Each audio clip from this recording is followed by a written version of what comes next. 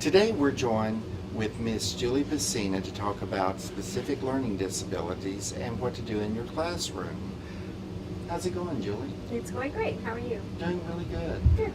So, you have a student that has a learning disability and they're in your general ed classroom. Well, first, what is a learning disability? Well, a learning disability is when a student has trouble perceiving information. It has nothing to do with how they read. It's how their brain actually sees it.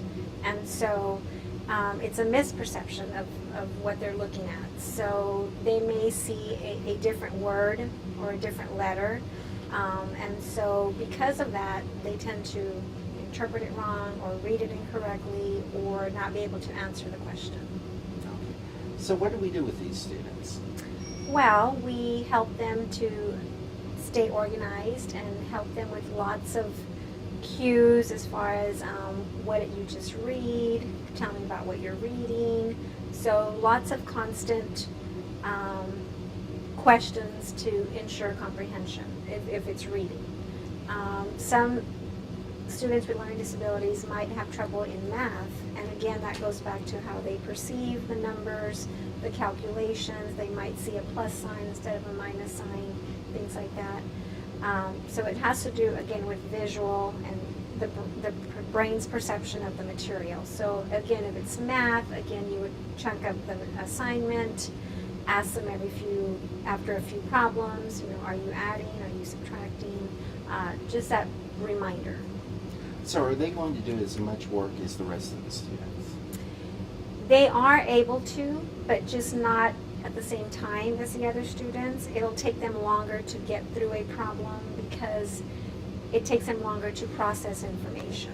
And so some things that you can do with them is shorten the assignment or, do the first half at one time and then the next half, the rest of a different time. So they're able to do it just like everybody else, but getting there is going to be different for them.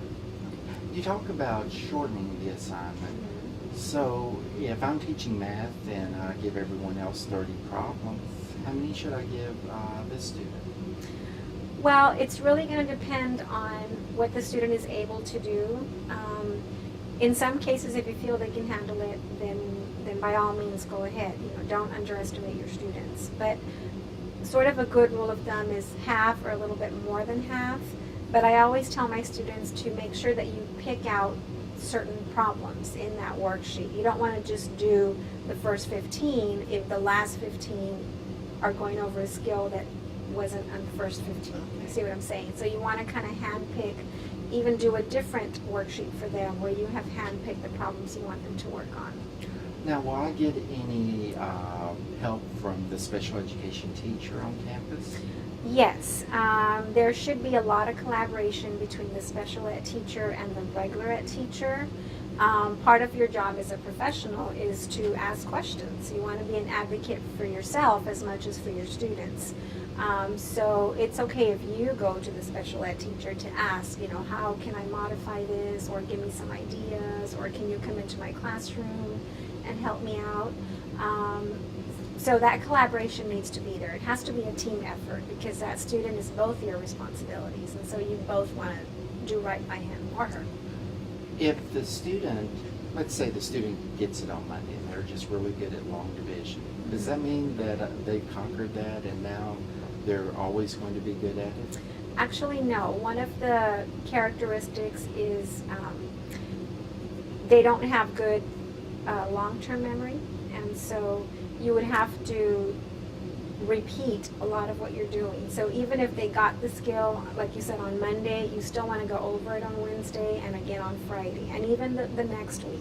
I hear a lot of students tell me, well, in the special ed classroom, they do the same thing all the time. And in a way, that's true because LD students and most special ed students have a hard time keeping something in memory. So once they learn it, after that, it doesn't stay there, is what I'm trying to say. And so that repetition is good for them. So they need to, always kind of do similar tasks, even daily. So I have a student they've been in special education for learning disabilities from 2nd grade and they're just graduated high school. Mhm. Does that mean they're cured and they no longer have a learning disability? No, it doesn't. If you are a child with a learning disability, you grow up to be an adult with a learning disability. And that disability is going to come out in different ways. So even things like filling out a job application may present a challenge to them. Or if they are able to go to college, things like taking notes, fixing your schedule, getting to class on time, things that we take for granted are going to be difficult for students with a learning disability. In the job site, if you work at a place where instructions are multi-step, that may present a challenge as well.